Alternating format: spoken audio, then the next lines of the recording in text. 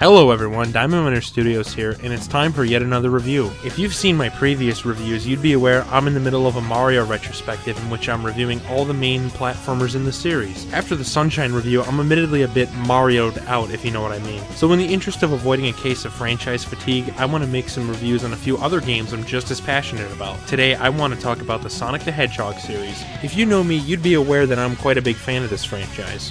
Fast-paced gameplay, excellent control, top-notch stage design, interesting variety, and unique, exciting flow keep me coming back to these games time and time again. I started the series back in 2018 with Sonic 1, and since then I've played many of the games and formed an appreciation for them that will never diminish. Yes, the series definitely has its rough patches, but I genuinely enjoy a vast majority of these titles. Now I know what you're saying. What the hell is this, Diamond Miner Studios? This is a review of Sonic Adventure. Why aren't you starting with the first few Sonic games instead? Why are you starting the series with a release that came out 10 years after the first game? Why aren't you answering my— Don't worry, I'm aware of that. I do want to cover the Genesis games eventually, but not right now. I wanted to start with the games I'm more interested in, those being the early 3D entries in the series, the so-called Dreamcast era, made up of the adventure games and heroes. That's not to say all three of these games are necessarily better than the Genesis installments, but they're the entries that usually come to mind first when I think of Sonic the Hedgehog. I'm quite passionate about them, and I'm here to tell you why. Oh, and yes, this is a redone version of a video I did earlier this year. It may be very early to do it again, but I don't care. The older videos had numerous flaws, and the only way to rectify them is with a complete do-over. I mean, just take a look at this. It's possible to jump after a spin dash, which you can use to take shortcuts. The only thing I don't like about Sonic's control is the light. Oh my god! That being said, let's get this show on the road. It's time to talk about Sonic Adventure. To start, I want to give a bit of a history lesson, something essential given this game's status in the series. If you don't feel like hearing any of that and just want to cut to the chase, skip to this timestamp now. Before the development of Sonic Adventure even entered the concept stage, Sega wanted to create a 3D Sonic game. The story begins in 1994. Development on Sonic 3 and Knuckles came to a close, and the game was released in two halves throughout the year. At the time, the industry was on the crux of a major transition, the introduction of three-dimensional games. Several such games had previously been released, including Star Fox on Super Nintendo and Doom on DOS computers in 1993, among others, which were essentially the smoking gun. By 1995, the Sony PlayStation released and the Nintendo 64 was on its way. Both consoles offered 3D graphics and were far more advanced than the previous consoles. Popular franchises would begin making their transition to 3D, most notably Mario and Zelda, and there would be several new ones that would experience immense success, such as Banjo-Kazooie, Spyro the Dragon, and Crash Bandicoot. These games are fucking garbage except for Twinsanity. Anyway, Sonic Team and Sega took note of this rapid shift in the industry, and they knew what they had to do. They needed to transition their flagship series, Sonic the Hedgehog, to 3D. Their entry into the 5th generation, the Sega Saturn, was set to release in 1995, and alongside it there would be a 3D Sonic game. This game was titled Sonic X-treme and was planned to be the killer app for the Saturn. However, if you're at all familiar with video game history, you know this is not how things went down. Development of Sonic X-treme was an absolute nightmare. The team was working with a brand new engine and they were disorganized and overworked. It got so bad that the lead programmer Chris Coffin contracted severe pneumonia and was told that if he didn't stop overworking himself, he would die within the next 6 months. The project was cancelled and a port of Sonic 3D Blast and a compilation of the Genesis games called Sonic Jam were released instead. To be honest, this might have been for the best. I don't mean to be rude to the developers of X-treme, but from the available footage we have, it looks pretty disorienting and just not very fun to play. Following this unfortunate turn of events, Sonic Team and Sega would muck around for a while. The Sonic series became a bit of a mess during this time, with barely any games that were worth a damn. The Sega Saturn went on to be a huge financial disaster for the company and permanently damaged its image in the public eye, something that they would never quite recover from. However, with all this going on, Sonic Team still had something big planned. Fueled by the rage from their previous failures, they would begin working on what they hoped to be the most impressive and epic Sonic entry to date. Okay, in all seriousness, it really wasn't that dramatic. Sonic Team began working on a new Sonic game in '97, the one that would eventually become the Sonic Adventure we know today. Taking inspiration from South American locations such as Guatemala and Peru, as well as North American cities like Chicago and New York City, Sonic Team set out to create the most ambitious Sonic game to date, all the while using the power of Sega's new console, the Dreamcast, the first console of the 6th generation, to make the first true 3D entry in the series. Yuji Uekawa even redesigned the characters, giving them colorful eyes to represent their personalities and updated proportions to make the models more natural in a 3D space. Interestingly, Sonic Adventure was originally intended to be a role-playing game, but this plan eventually changed to a platformer to be more in line with previous games. Kinda reminds me of how Banjo-Kazooie was originally supposed to be an RPG called Dream, but slowly evolved into the collectathon platformer we know today. Part of this original concept remained, however, since the game was given a more in-depth story than previous games. The game was first prototyped using the Knights engine on the Saturn, but development was difficult because of the Saturn's incredibly complex system architecture. The code for this prototype was reused as the hub of Sonic Jam, and development swapped to the Dreamcast instead. With the greater power and less complicated architecture of the new system, Sonic Team was able to create a game with, at the time, realistic graphics and much more varied gameplay than previous games. The game was initially shown off at the 1998 Tokyo International Forum by producer and longtime Sonic collaborator Yuji Naka. It was released later that year, 2 days before Christmas, as a launch title for the system. Unfortunately, the development cycle was somewhat rushed, so it shipped with quite a few bugs and glitches. Immediately after this, Sonic Team consulted its United States branch to translate the game and make it much more stable. Over the next year, they would do just this, and a complete localized version of the game was released alongside the Dreamcast in the US and Europe. This much improved version was later released in Japan as Sonic Adventure International. The game would go on to be a massive success and got the Dreamcast off to a solid start. While many criticized some camera snafus and technical issues, it was still an incredibly popular game at its release and became the game to get a Dreamcast for. Unfortunately though, this hype train wouldn't last for very long. Around the same time, Sony would begin teasing their next system. In case you don't know, Sony had joined the console wars during the 5th generation with the PlayStation and came in slapping shit around. They absolutely goatsied the N64 and Saturn in terms of sales, and the PS1 became the best-selling system ever released at that time. So what did they do next? Announce the console successor, the PlayStation 2, in 1999 and give a release date of 2000. This new system was expected to become an instant hit because of a perfect storm of factors. Not only was it the direct successor to the most popular system at the time, it also included an incredibly sought-after feature, DVD playback. DVD players were quite expensive at the time, so the fact that the new PlayStation console would include support for the format alongside a much lower price point, it's no wonder why Sega was worried. In addition, Nintendo's next console was coming up, and even Microsoft expressed interest in entering the video game market. To no one's surprise, when the PlayStation 2 released in 2000, it absolutely demolished the Dreamcast right out of the gate. The thing sold like hotcakes and would go on to become the best-selling video game console ever. A title it still holds to this very day, I might add. Well, the Switch is selling pretty well, so it might not last for long, but anyway. Sega would continue pushing the Dreamcast, even releasing a sequel to Sonic Adventure in 2001, but it was too little too late. Sega admitted defeat and finally dropped out of the console market. However, even though the Dreamcast was ultimately discontinued after 3 years on the market, Sonic Adventure would not be left in the dust. In 2003, following the release of Sonic Adventure 2 on both Dreamcast and Nintendo's latest console, the GameCube, and during development of the newest Sonic game, Sonic Heroes, Sonic Adventure was ported to the GameCube under the title Sonic Adventure DX Director's Cut.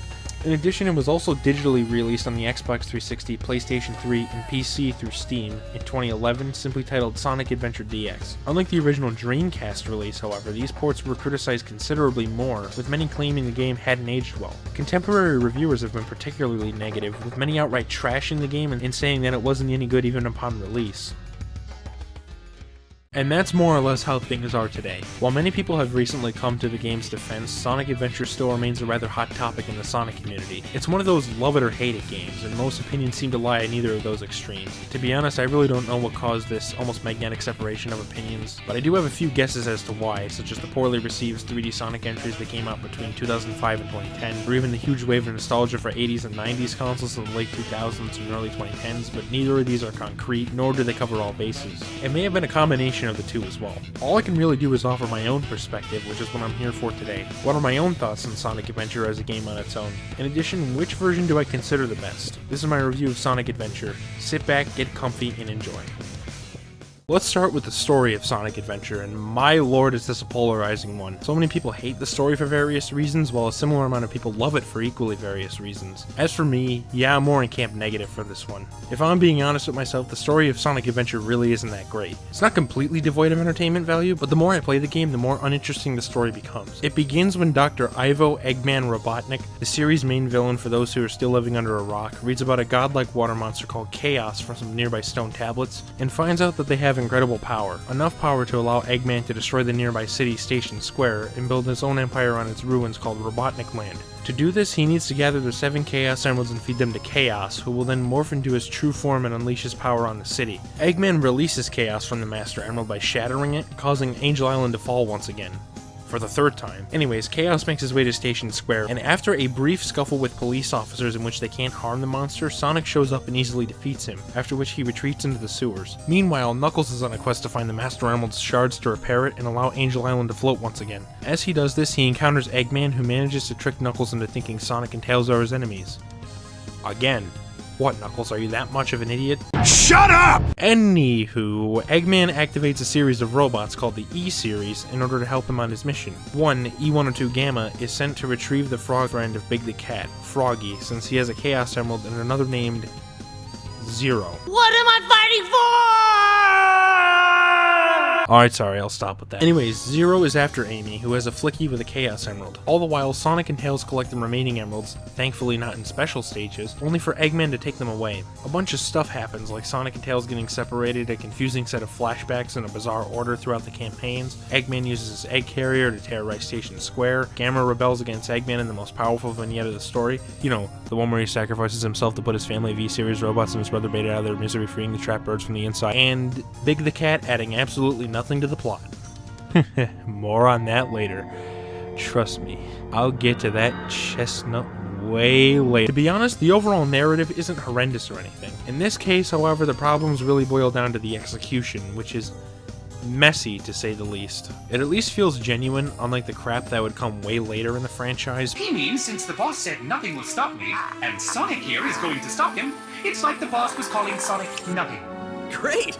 I thought nobody would get that.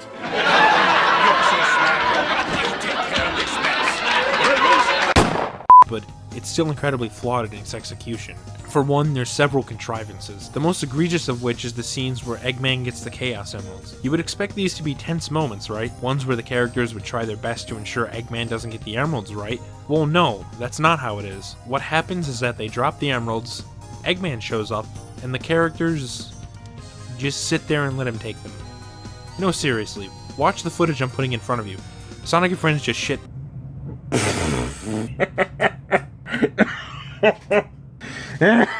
Sonic and Friends just sit there and let him take the emeralds. I get that animation budgets were quite low at the time and you can't expect AAA quality cutscenes from a 20-year-old game, but you could have at least tried here, Sonic Team. And that brings me to my second big issue with the plot. The cutscenes themselves. I know, this is a common point everyone and their mother brings up when they talk about SA1, but I need to address it. These cutscenes are just not very good. I already mentioned the animation briefly, but it's not just the Emerald scenes where this is a problem. The whole game constantly recycles stiff, stock animations to represent movements, which is the kind of shit I would do in one of those George Washington videos I make. Guys, the world depends on us. Except Sonic Adventure was made by a team of professionals, not some random sad sack in his basement. The animations that aren't just stock gameplay ones are also incredibly stiff and awkward, whether it's a terribly animated claw arm from Eggman's Eggmobile, or Tails sliding across the ground without moving his legs. Even the mouths? Yeah. Need I say more? They look horrendous, and hell, Eggman doesn't even have a mouth. Not to mention their pacing is abysmal. There's constant awkward pauses between the dialogue, sometimes as long as 12 seconds. This makes the cutscenes incredibly boring to watch, and that's on top of hilariously bad animations. In addition, because of the game's structure, 6 separate campaigns that follow the same narrative, you'll often see cutscenes more than once. Sure, there's a few minor dialogue differences, but by and large they're still the same. So not only do they look objectively horrible and have poor pacing, they're also incredibly repetitive. To be fair to Sonic Adventure's story though, this was the standard of the time. Games like Star Fox 64, Mega Man 8 and X4, Castlevania Symphony of the Night, and many more all have dated story presentations. Sonic Adventure also had some of the most plotted platformer I had seen up to that point, so it's not unreasonable for the presentation to be rough by today's standards. I still think the cutscenes are showing their age, but I'd say the awfulness of the presentation, especially when compared to other games of the era, has been a bit exaggerated. This game's story is also nowhere near as cringeworthily painful as Secret Agent Clank, so that's also a plus. There is one huge issue though, and one that makes me far less forgiving of the poor pacing and repetitiveness of the cutscenes, and it's a problem exclusive to the supposedly superior Dreamcast version. You can't skip the cutscenes. I'm serious, load up your copy of the Dreamcast version of the game, go to a cutscene, just try pressing Start, A, or any other button to skip it. You can't. See that? You can't skip it.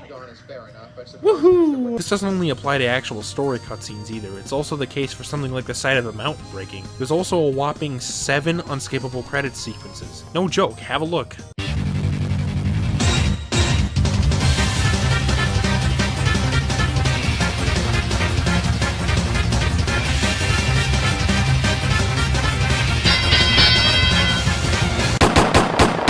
These things on their own aren't bad in themselves, but combined, it makes repeated playthroughs of the Dreamcast version a tedious slog. This is the reason why I find it impossible to return to this version. It's just too tedious to have to sit through all this crap every single time. And yes, I know that Super Mario Sunshine also had unskippable cutscenes. The difference is that Sunshine has an unskippable cutscene every half hour or so. Sonic Adventure on Dreamcast, on the other hand, it has an unskippable cutscene every 5 minutes. Sunshine also only has a few cutscenes near the beginning, whereas Adventure has them throughout the whole game, and they can last up to 5 minutes or more. Do you see why this is a problem? Thankfully, there is a remedy to this, and do you know what it is? 2 words. GameCube version. Sonic Adventure DX Director's Cut fixes what was by far my biggest problem with the Dreamcast version, and allows you to skip the fucking cutscenes. So yeah, the re-releases of Sonic Adventure actually aren't a tedious chore to revisit. There are a select few cutscenes you still can't skip, and you still have to wait through all the 7 credit sequences. Being able to skip 80% or so of them is better than none at all.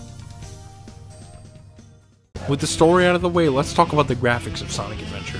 Since the game was a launch title for the Dreamcast, the visuals have aged by a fair bit, but nonetheless, I'd still say they've aged far better than most games of that era. The Dreamcast was far more powerful than other consoles of the time, which allowed Sonic Adventure to have much more detailed models and textures than what had come before. While there were plenty of good-looking games released in 1998, my vote for the best-looking game of that year easily goes to Sonic Adventure. The textures look decent, there's a wider and appealing color palette, Sonic and friends are modeled well and are animated nicely during gameplay, and the environments are very visually interesting and engaging. Overall, Sonic Adventure is one of the more visually appealing games on the Dreamcast, which is doubly impressive considering it was a launch title for the system. The only downside, then, concerns the frame rate. SA1 on Dreamcast only reaches 30 FPS, and it's not even a consistent 30.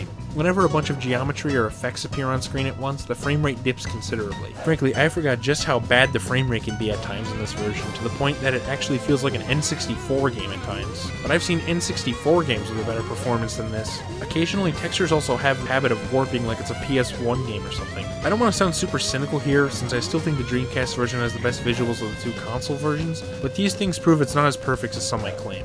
Where the graphics really fall short, however, and I've hinted at this, is in the re-releases. Yeah, this is definitely one of the few areas where the Dreamcast version is king. GameCube and HD ports aren't terrible graphically per se, but the textures are far worse looking, the colors seem a little too oversaturated in certain areas, and worst of all, the lighting is downright terrible most of the time and makes these environments look far more artificial. The one thing that does look better is the new character models for Sonic, Tails, Knuckles, and several others. The lighting makes them look like they're made out of plastic, and not every model was updated. The HD version is also only in 4x3 unmodified with this ugly blue border, and of course, the visuals themselves have seen no improvements whatsoever. Thankfully, the PC version at least has the better SADX mod, which allows you to get 16:9 widescreen and Dreamcast graphics. Hell, you can even have DX models with Dreamcast textures with this mod, which is in my opinion the best option. Thank God for that, but I wouldn't need to resort to this if Sega hadn't been so lazy for this port. One major upgrade for these versions, however, a full 60 frames per second with minimal to no drops throughout. Again, thank you! As I've demonstrated, the Dreamcast frame rate can be downright terrible at times, so the fact that these versions go the full 9 yards and you get a full 60 FPS like SA2 is a huge plus, and it works wonders for the responsiveness of the controls and the smoothness of the game as a whole. I'll be honest, I prefer the re-releases to the Dreamcast version just because of this. Oh, and of course the skip cutscene feature they added.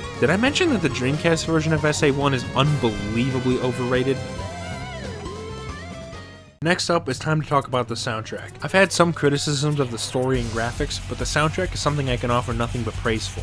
It's simply outstanding and is one of the best video game soundtracks I've ever heard. Sonic music up to this point was quite good, Green Knuckles especially, but I'd say Sonic Adventure was the best at the time of its release. It made the jump from the FM synthesis of the Genesis to full CD quality audio, a change which was for the better in my opinion. As catchy as the music in those games was, it doesn't compare to the variety and sheer depth of sound you can achieve with recorded music. The music was composed by Jun Sonoy, who worked on a few Sonic games before this, and performed by his band Crush 40, along with other vocalists such as Tony Harnell, Ted Poley, among others. This is where Sonic truly found his musical niche. Whereas the previous games had sort of a 1980s pop rock sound to them, Sonic Adventure goes for several different genres: rock and roll, jazz, R&B, orchestra, folk, and more. Nearly every song is catchy as hell and will never leave your head. So let's listen to a few highlights, shall we?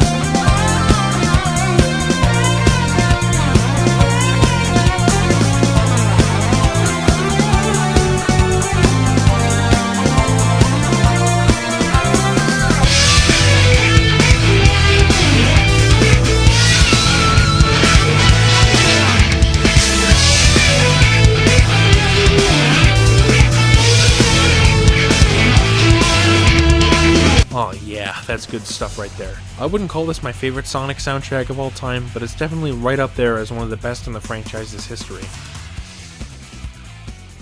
Finally, we've reached the most important part of this review, the gameplay. Let's waste no more time and get right into this. To begin, Sonic Adventure is both very similar and quite different from the previous games at the same time. Like previous games, it's an action-centric platformer with a heavy emphasis on speed and momentum. The general gameplay formula involves running, jumping, and fighting enemies to clear the various stages, but this isn't always the case. Sonic Adventure includes several alternate playable characters, but the system is a little different to how it was in Sonic 3 and Knuckles. There you had the choice of 3 different characters, all of whom had slightly different abilities. However, while there were some differences between the campaigns, you generally had the same gameplay across the 3, and they functioned closer to a difficulty selection. Tails was the easy mode, Sonic was normal, and Knuckles was the hard mode, kind of like the team system in Sonic Heroes. Sonic Adventure is similar in that the characters all go through the same levels. The difference then comes in the gameplay styles of these characters. They all have different abilities and methods for traversing stages, attacking enemies, what have you, and some even have different objectives altogether. There's even some extra gameplay styles within the several of the campaigns, whether it's bumper cars or a Star Fox X lane segment. This is a common point of criticism for many people.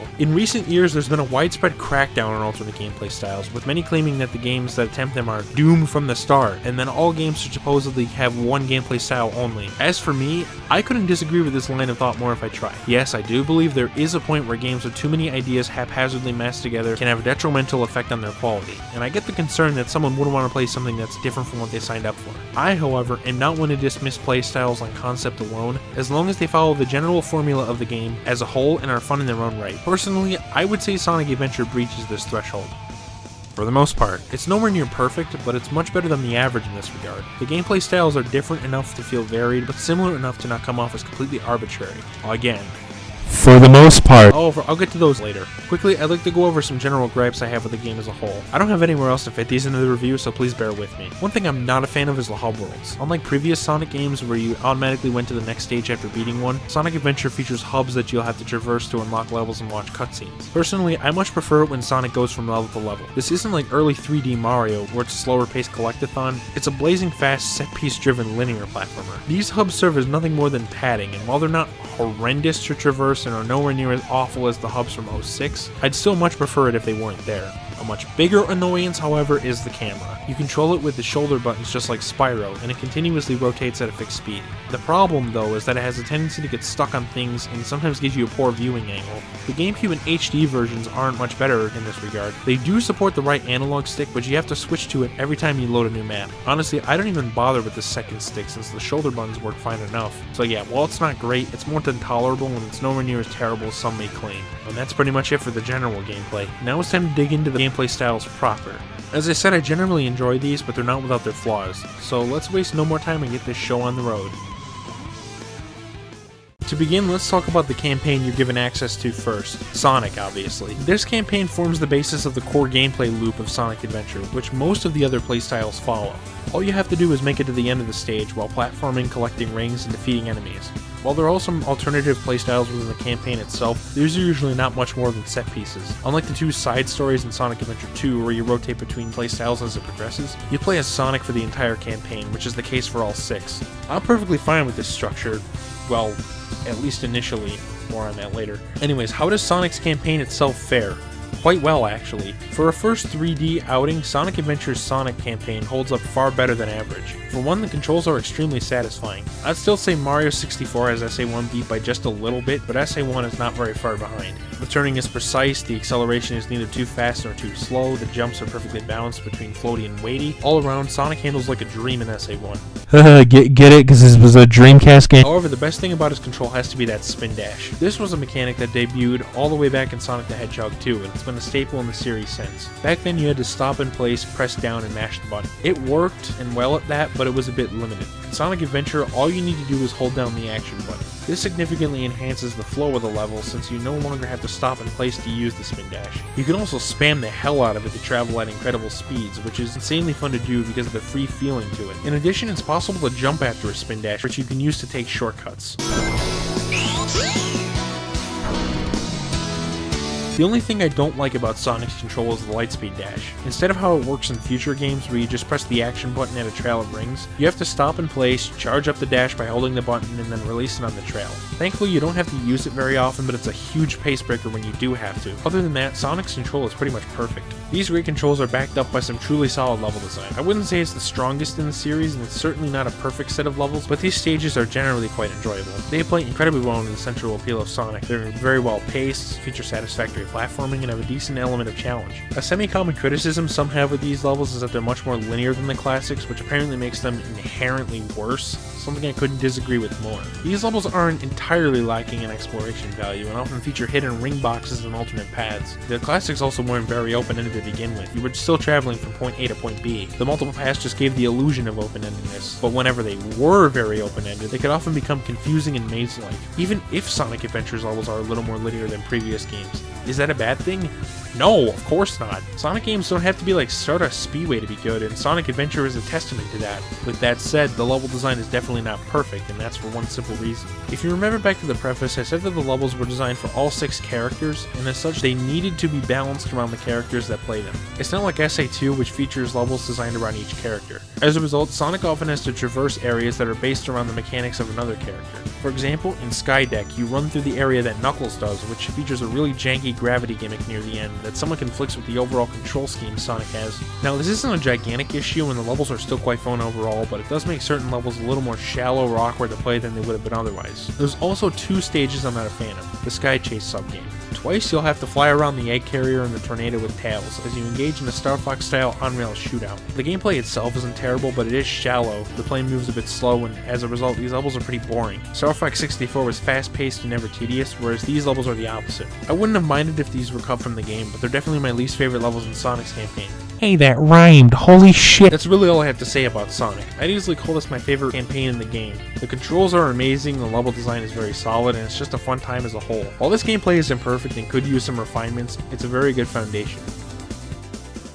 And we've made it to the alternate characters. You unlock them all as you play through Sonic's story, the first one being Miles Prower, or Tails as he's called. As such, we'll start with him. Tails' campaign is essentially the same as Sonic's. It follows the exact same subplot as his, with a few minor diversions here and there. As such, the actual gameplay of Tails is incredibly similar to Sonic. Thankfully, this means that everything I said about Sonic control carries over here. While Tails can't spin dash or use the homing attack, he makes up for that with his ability to fly. However, while his control is quite good, there is one problem that sort of kills Tails' campaign for me. It's incredibly easy and shallow. I get that Tails was also the easy mode in Sonic 3 and Knuckles, but there's one crucial difference here. 3 and K was a 2D game, and as such, the level design was much more limited in terms of space. There were only 2 axes that you could move on, which led to level design that could actually be balanced around multiple characters at once. Even though Tails could also fly there, he couldn't completely break platforming sections in half with this ability. On the other hand, Sonic Adventure is a 3D game, and is obviously incredibly different because of it. A 3D space has far more freedom of movement in it, and with Tails' flight ability, you can fly right over most challenges with ease and finish each level in a minute or less. You do have to race against Sonic in these levels, but this is never a thing that gets in the way because you don't even have to interact with most of the level design anyways. Many people always talk about how 3D Sonic should try to be like 3 and K in the sense that all characters should traverse the exact same levels as one another, and supposedly shouldn't have levels designed around their abilities. Well, Sonic Adventure does just this, and I'd argue it demonstrates why this design philosophy doesn't work for 3D Sonic, at least at the time. Fact is, 3D space is incredibly different from 2D space, so attempting to do alternate characters the same way as 3 and Knuckles will inevitably cause issues, and Sonic Adventure showcases this very well. I'm not saying that I dislike a little bit of looseness to allow for experimentation. Hell, that's one of my reasons for liking the collectathon subgenre so much. But I would like it if the level design wasn't so loose that I can completely snap it in half like a twig.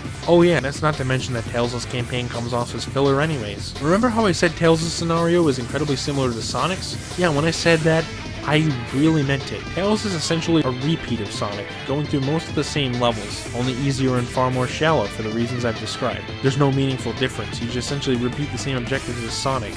Again, this also includes the Sky Chase subgame, and both acts of it too?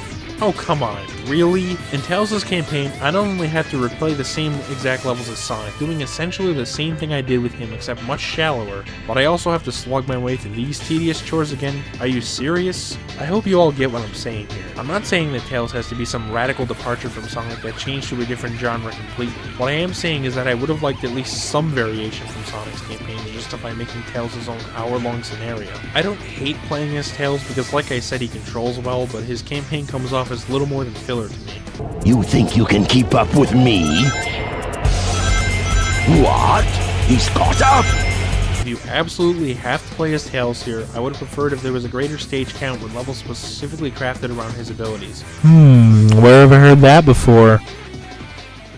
Next up is Knuckles the Echidna, a character that was introduced in the previous game. Once again, he's the guardian of the Master Emerald on Angel Island, the mystical floating island that was once home to a tribe of echidnas. Knuckles' scenario was the first one to have any meaningful difference to Sonic's. Instead of simply reaching the end of a linear stage, Knuckles uses his jumping, gliding, and wall climbing abilities to search open-ended levels for the 3 shards of the Master Emerald. Usually they're hidden inside enemies or are right out in the open, but are occasionally buried underground. Knuckles' control is rather good, like Sonic and Tails. He runs at a decent speed, his jumps feel just right. While his glide is a little heavy and loose compared to SA2, Knuckles still descends gradually enough to make decent distances with each glide. As a result, exploring the levels to find the Emerald Shards is a fun time. However, this campaign is far from perfect, and unfortunately suffers from a similar shallowness issue to Tails.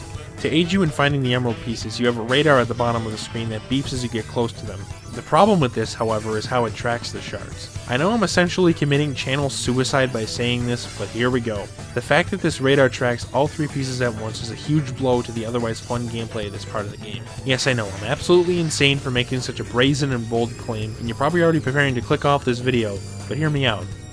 Please? Unlike SA2, which track each shard at one at a time, SA1's radar beeps for all 3 at once. As a result, these levels are an absolute cakewalk, and each one can be cleared in under 2 minutes regardless of how skilled you are. Oh yeah, and there's even to call hints in massive quotations, because these hints tell you exactly where to go. To be honest, these levels are kind of laughable with how easy they are. There's also one really bad level for Knuckles, the Sky Deck. Now this level wasn't that great as Sonic or Tails, and it's even worse here. It features an incredibly annoying tilting gimmick where you have to come up to this switch and change the tilt of the egg carrier to find the emerald shards. Thing is, simply doing this is finicky as hell, and Knuckles somehow has trouble grabbing the switch. It's also the only Sonic level I've ever played to make me feel legitimately uneasy. I don't suffer from motion sickness at all. Hell, I even love roller coasters, but for whatever reason, this level was the perfect storm. One time I was playing the PC version, and when I got to this level, it gave me a massive headache and I felt somewhat queasy, to the point I had to stop playing. The Dreamcast and GameCube versions of this stage are better in this regard for whatever reason, but the level is still rather disorienting and annoying to navigate there.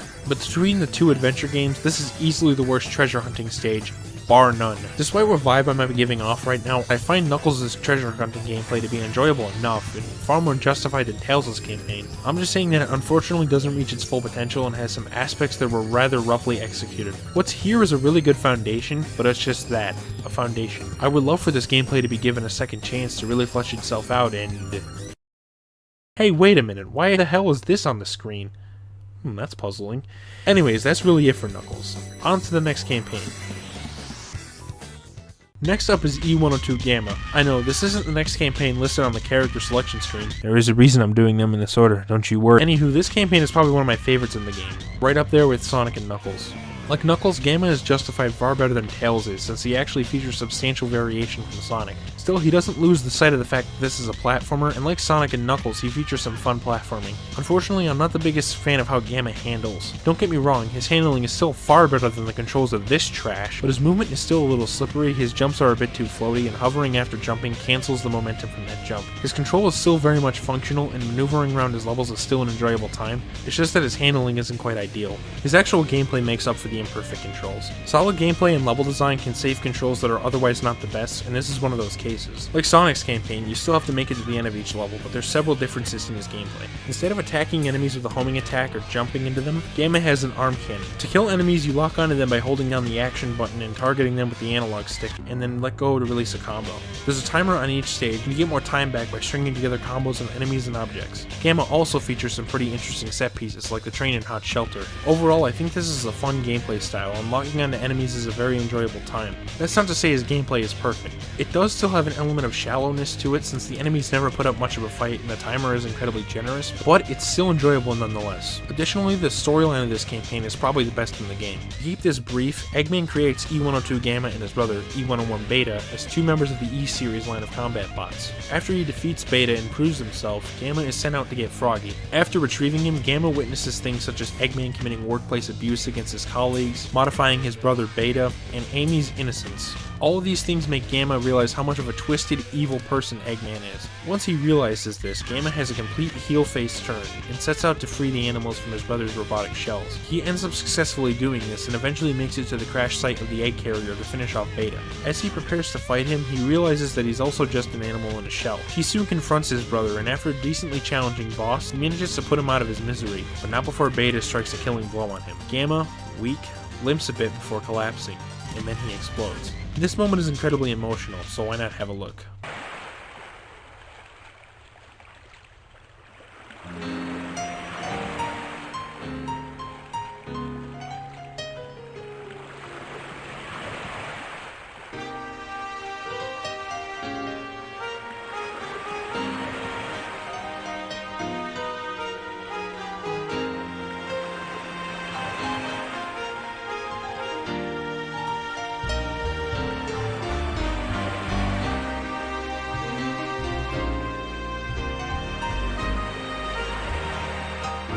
God damn it, that has some powerful stuff. The music, the visuals, the fade out as Gamma gleefully reunites with his brother, this scene is bittersweet. Gamma as we knew him is gone, but he and his family are finally free from Eggman's control and can live out the rest of their days in peace. I don't know about you, but I absolutely love Gamma's storyline. Overall, while Gamma's campaign isn't my favorite of the 6 gameplay-wise, it's definitely in my top 3 along with Sonic and Knuckles, and features the best subplot of all of them. So why not talk about one of the worst campaigns in the game? Next is Amy Rose. I don't really have much to say about this one, to be honest. Like Tails, she's incredibly shallow.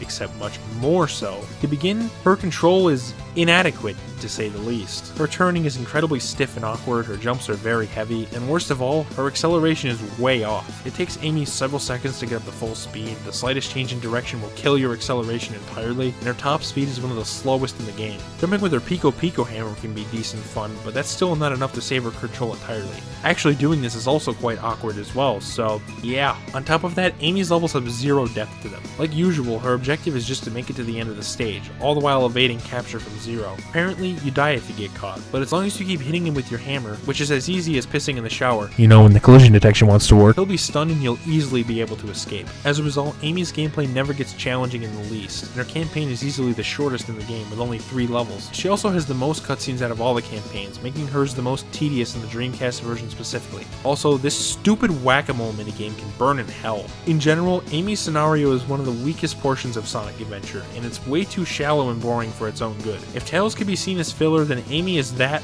but worse. But Amy still isn't the worst part of the game. What is? Well... Last of all the 6 main campaigns, and you all saw this one coming. It's time to talk about Big the Cat. So do you remember how I said there's a reason I talked about E102 Gamma before Amy and this character? You do? Well... Let's get this over with. Yeah, there's no kidding here. Big the Cat is easily the worst gameplay style in Sonic history. As you know, I've been generally positive if a tad critical of Sonic Adventure. Big the Cat, on the other hand, is where my praise of the gameplay completely flatlines. I'm gonna be level with you all here. I can't stand playing as Big the Cat. I hate his campaign. I hate every second of it. I hate everything about it. It seriously feels like a joke that was thrown in here at the player's expense, and this joke is not remotely funny. The only thing I like about Big the Cat is his character design. He sort of looks like a character right out of My Neighbor Totoro, if Totoro had a crack-addicted college dropout cousin who sold drugs in an alleyway for a living. What makes this even more hilarious is his voice. Big is voiced by John St. John, the same voice actor as Duke Nukem. No, seriously, that fact alone makes Big all the more hilarious. Hold on, Doggy, I'm coming! However, this is not enough to distract me from the absolute shitfest gameplay of this campaign. To begin, his story is worthless to the overall plot. Yes, I know that Froggy plays a minor role in Gamma's storyline, but other than that, nothing. The story is pointless. All it consists of is Big chasing his friend Froggy. There's no twists, no turns of any kind, no plot progression. It's a straight, flat, boring line from beginning to end. Even Amy's storyline actually contributed something to the overarching plot. This makes Big's campaign come off as far more unfitting than it already is. Now, this wouldn't be a problem if Big's gameplay itself was actually solid, right? Yeah, about that. Big has a completely different style of gameplay from the standard. Where the other playstyles were generally variations on the platforming that Sonic introduced as the core game loop, yes, even Amy to an extent, Big has absolutely none of that. His levels do not have an emphasis on platforming of any kind. As I've outlined in this review, I don't mind when games introduce multiple gameplay styles. I'd like for those playstyles to stay generally loyal to the genre and series established, something that Big fails to do entirely. Big the Cat has zero platforming in his stages. You know what you do as Big? You have to go up to a pool of water and fish for Froggy in said pool. Yes, I did just say that. Fishing in a Sonic the Hedgehog game. Great. Now this wouldn't be so bad if the fishing gameplay itself was fun. It would still be out of place and arbitrary, yes, but it wouldn't be terrible. However, this is again not the case. Big the Cat's gameplay is some of the absolute worst I've ever seen. Wanna know how it works? Simple. It doesn't!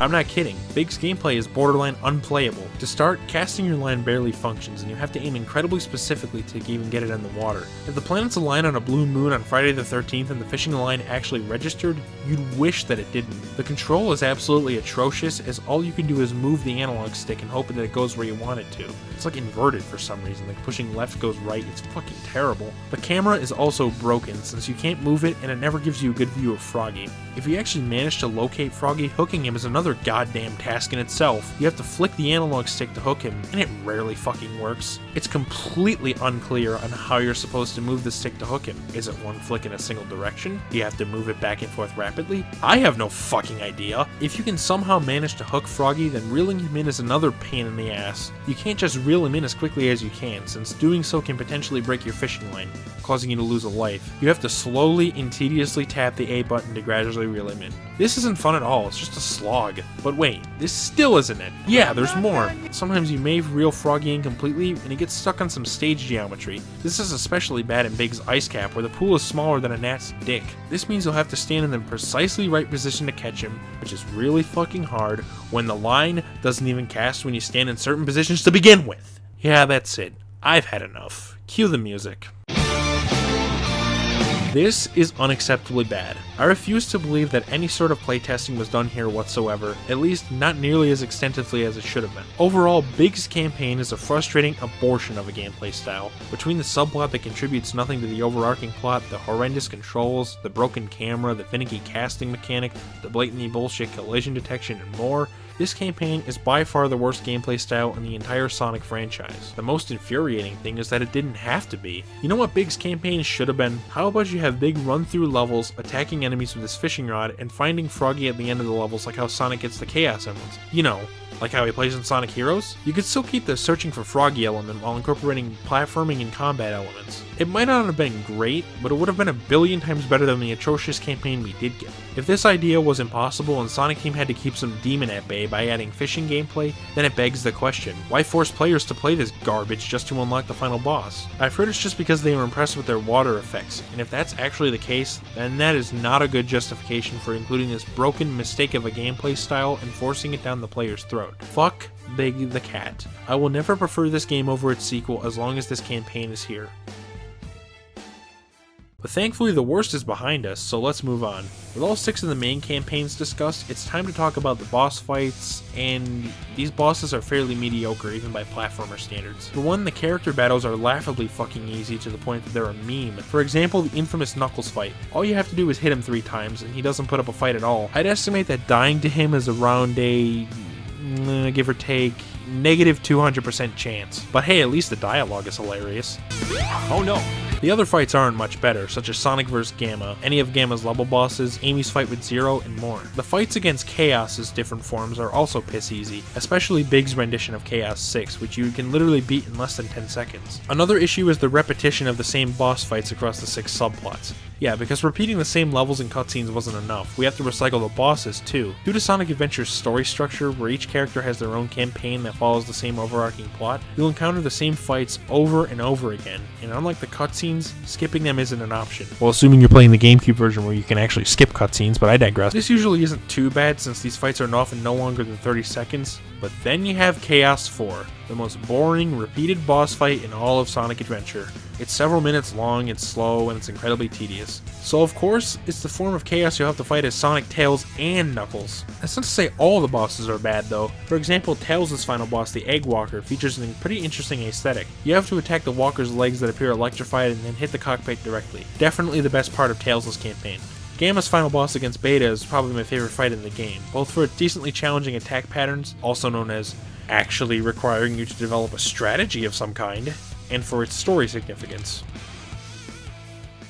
With the main gameplay more or less covered, I still have some loose ends to tie up before getting into the endgame. First, the optional content, which there's quite a bit of. As opposed to previous Sonic games, which had very little in the way of optional content outside of the main campaign, Sonic Adventure includes a fair few extras. For one, there's a bunch of emblems you can collect. You can get these from exploring the hubs and completing missions. However, on Dreamcast, they're really only there for bragging rights. Every level also has several optional missions to do, called B&A missions. These involve completing specific tasks within the level and are often far more difficult to complete than the standard C missions. While this is a nice addition for completionists and people that want an extra challenge, to be honest, I've never had an incentive to complete them. The main campaigns could already be quite repetitive, so immediately after finishing the game, do you really think I'd want to play the same levels again, only slightly harder? Yeah, no. Oh, and the idea of doing Big the Cat A missions?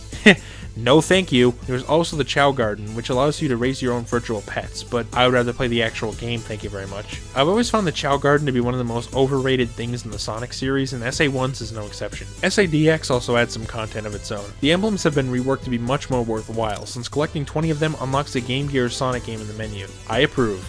There's also mission mode. Yes, even more optional missions, as if there already weren't enough of those. These are done by finding a card in one of the 3 hubs, and going to this necessary stage or hub to fulfill the objective. For every 20 missions or so complete, you'll unlock another Game Gear game, since you get emblems for completing them. Honestly, I couldn't be bothered to do these things either, but I'm much more willing to entertain the idea of doing it because of the Game Gear games. Now, if only the GameCube had a better D-pad. Anyways, Sonic Adventure is definitely not lacking in content. This optional stuff may not be the kind of thing I'm interested in, but there's probably someone out there that can get much more out of it than I do. There's also a particular argument amongst the greater Sonic community that I want to address, what I and some others refer to as the glitch card. Essentially, this argument is a method some people use to dismiss the game's re-releases in favor of the Dreamcast original. They argue that the GameCube and HD versions supposedly suffer from a greater amount of glitches, to agree that these versions are apparently nearly unplayable. This perception began with a certain douchebag's Let's Play of Sonic Adventure, in which he played the GameCube version. He encountered collision glitches, and after blaming it on the game, a bunch of people rushed to the comments section to say that it would happen because he was playing the GameCube version, and if he was playing the supposedly superior Dreamcast version, it wouldn't have happened. My question to these people is this: have you even played the Dreamcast version? Because I wonder if we're playing the same damn game. After playing all 3 versions of Sonic Adventure, I can conclude that one version isn't any more glitchy than the other ones. Yes, the re-releases of SA1 do have that one well-known collision glitch in Emerald Coast. I tried doing it on Dreamcast and I couldn't make it happen, but I was able to do it on GameCube and on PC. Thing is, it's ridiculously hard to do it. You have to deliberately and violently jerk off the analog stick while running into the wall to trigger it. The same loop could still have issues on Dreamcast if you do anything but hold forward, which seems like something that's fairly intuitive to me. Do you mean to tell me that these people can't hold forward for 3 seconds? No offense, but that's a bit pathetic to be honest. Also, to be quite frank, I encountered far more technical issues in my Dreamcast playthrough, with clipping through stage geometry at points and other such things. To be honest, Sonic Adventure really wasn't that glitchy in the first place. Yeah, I may die in a way that doesn't feel like my fault every now and then, but that never pisses me off because of how infrequent it is. Most of the glitches in SA1 are completely harmless visual bugs, such as animation errors. I'd also like to know why some other games, for instance, the garbage known as the Crash Bandicoot trilogy, are allowed to get off scot-free when they also have their fair share of collision errors. I mean, look at this clip right here. Look at that shit. Yeah, because Sonic Adventure is apparently the inexcusable one, right? I probably made several enemies from just talking about this shit though, so how about we move on?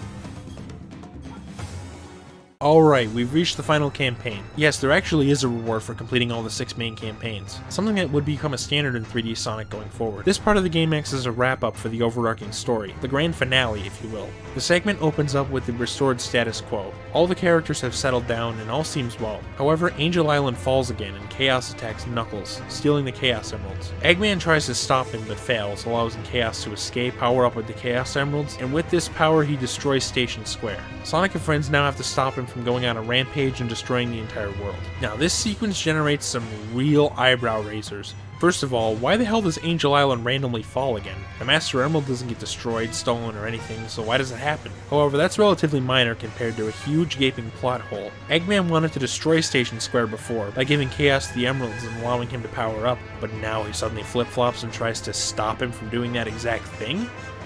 What the fuck? I'm sorry, but what? This is a blatant inconsistency in Eggman's goals. Why in the flying fuck would he suddenly turn on his original plans? Did he suddenly just decide, oh well, now that Sonic stopped me, I can't possibly go through with my plans?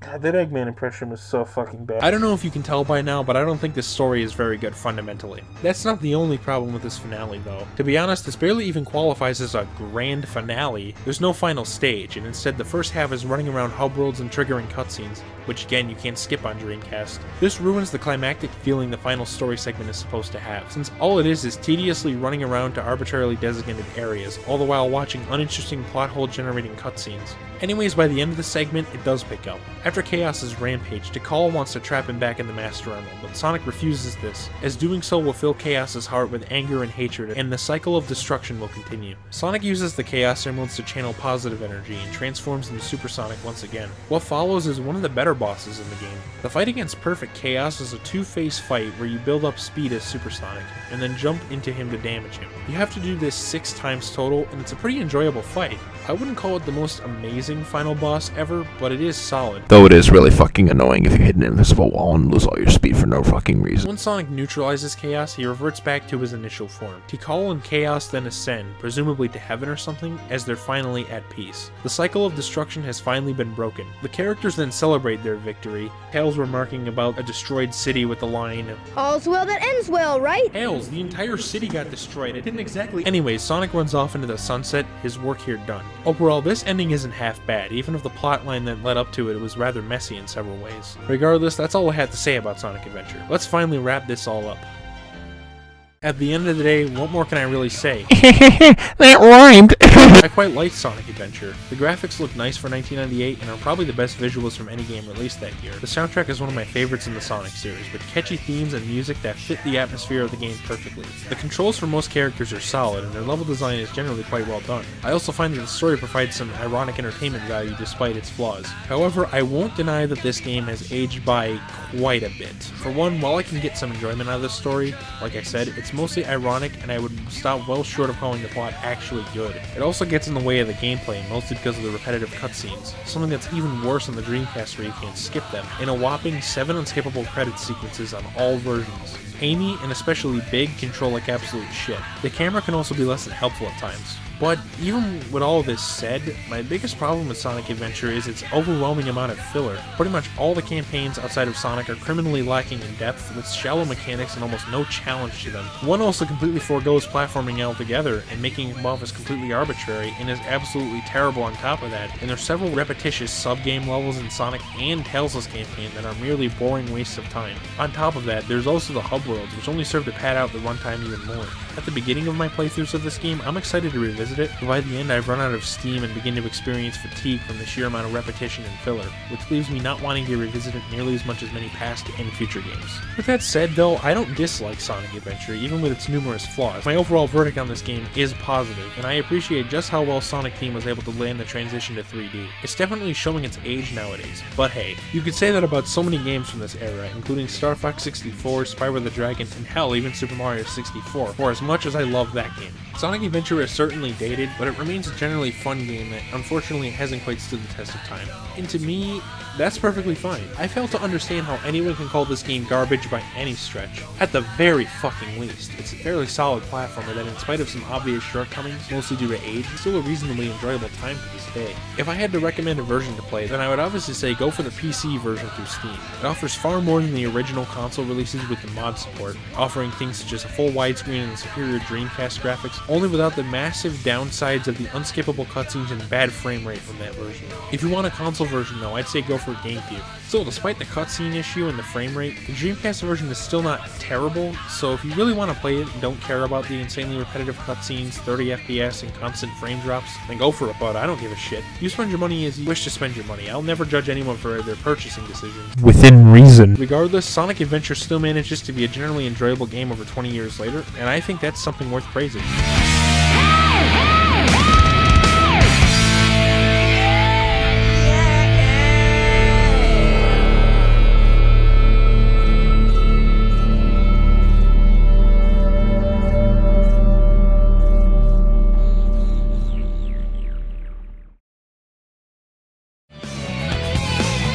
And that was my review of Sonic Adventure. I know this would be long as hell going into it, and if you've watched the whole thing, thanks. Anyways, you all know what's next. It's finally time for one of the main reasons I started making game reviews in the first place. I'll finally be talking about one of my favorite games of all time, Sonic Adventure 2. Stick around if you want to hear my thoughts about that one, because I'm sure as hell excited to finally give it the review treatment. In any event, this has been Diamond Miner Studios, and I'll see you then.